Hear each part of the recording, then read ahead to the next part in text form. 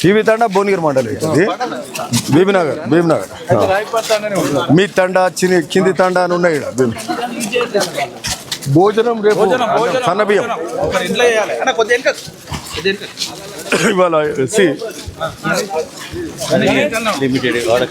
ఈడ డోర్లు ఉన్నాయా చూడరు ఈడ గీడ్ కింద పోయి చూద్దాం రండి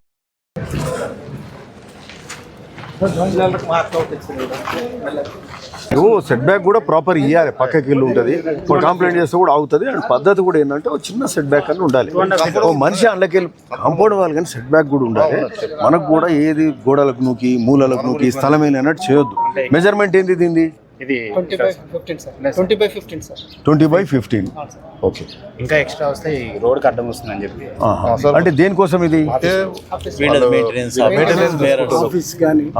మరి 20/15 చూస్తారు ఓకే ఫైన్ ఎన్ని రూములు అవసరం మీకు ఇంట్లో అంత పెద్ద ఆఫీస్ అంత పెద్ద ఉండాలా బాత్రూమ్ కూడా రావాలి కదా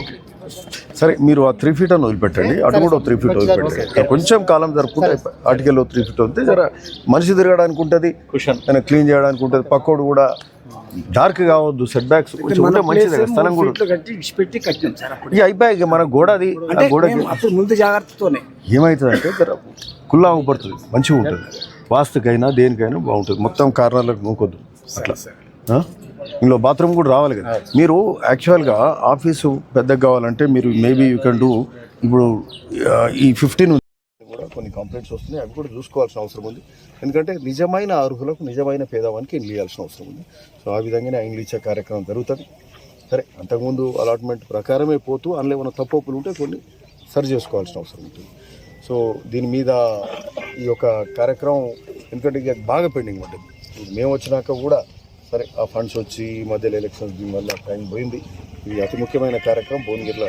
కాబట్టి దీన్ని టేకప్ చేస్తూ ఉన్నాం ఇమీడియట్గా దీనికి ఫండ్స్ వచ్చినాయి ఈ పాత కాంట్రాక్టర్ తెలిసిన 2.55 crores electricity water supply drainage ముందుగా చేస్తూ ఫ్లాట్స్ లోపల మరి కొంత రిపేర్స్ అని చేసుకొని లబ్ధిదారులకు ఇచ్చే కార్యక్రమం చేస్తే ఇది ఒకటి సక్సెస్ఫుల్గా అవుతుంది మరి అట్లే ఇక్కడనే పక్కకు ఇది ఎలివేటెడ్ వాటర్ రిజర్వాయర్స్ ఉన్నాయి అమృత్ స్కీమ్ కింద అప్పుడు ఇనాగ్రేట్ చేసినాము ఫౌండేషన్ వేసుకున్నాం అవి కూడా కంప్లీట్ కావాలి ఇప్పుడే కాంట్రాక్టర్ తోటి మాట్లాడినాం మన భువనగిరికి సంబంధించి అక్కడ గన్పూర్ నుంచి 16 kilometers పైప్ లైన్ అప్పుడు కోమటిరెడ్డి వెంకరెడ్డి గారు కూడా వచ్చి దాన్ని ఫౌండేషన్ వేసారు ఆ లైన్ కూడా 2-3 నెలలు అయిపోతుంది ఇప్పుడు మనకు బేసిక్గా ఏంటంటే మిషన్ భగీరథ అన్నారు అదన్నారు మనిషికి 100 లీటర్లు ఇవ్వాలి 40-45 వేలు 50,000 కోట్లు పెట్టిర్రు మనిషికి 100 లీటర్లు ఇచ్చే కాడ ఇప్పుడు భువనగిరి నియోజకవర్గం యాదాద్రిలో మొత్తం కూడా మనిషికి ఒక్కంటికి 40 లీటర్లు కూడా ఇస్తలేరు 100 లీటర్లు ఎక్కడ 40 లీటర్లు ఎక్కడ ఇప్పుడు మనం ఆ పైప్ లైన్ ఆ రోజు ఎవడు పట్టించుకోండి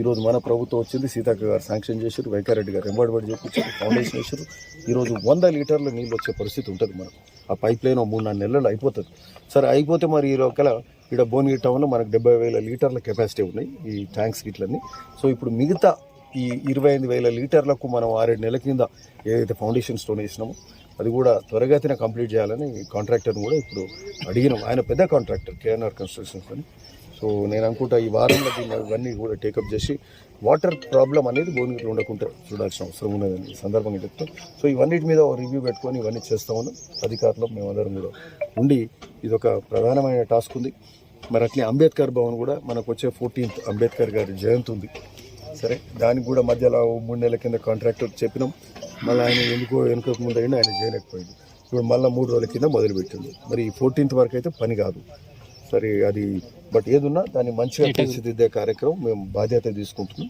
దానికి సంబంధించి వెంకరెడ్డి గారు అప్పుడు పార్లమెంట్ సభ్యునిగా 60 లక్షలు ఇచ్చారు నేను రాగానే మనం 40 లక్షలు పెట్టినా ఇప్పుడు ఇంకేమైనా షార్ట్ ఫాల్ ఉంటే కూడా పెట్టి అంబేద్కర్ భవన్ కూడా ఎందుకంటే మంచిగా బైపాస్ మీద ఉంది భువనగిరి హెడ్ క్వార్టర్స్లో అంబేద్కర్ భవన్ అంటే ఒట్టిగా అది ఒక స్టడీ సర్కిల్గా కూడా యూజ్ అవుతుంది ఎస్సీలకు బీసీలకు అందరికి కూడా యూజ్ అయ్యే మంచి బిల్డింగ్ దాన్ని గొప్పగా దాన్ని కూడా తీర్చిదిద్దే కార్యక్రమం ఇవన్నీ కూడా జరుగుతాయి ఇప్పుడు ఇక్కడికి వెళ్ళి అక్కడికే పోయి మరి ఈరోజు ఈ కార్యక్రమాలు కూడా ఉన్నాయి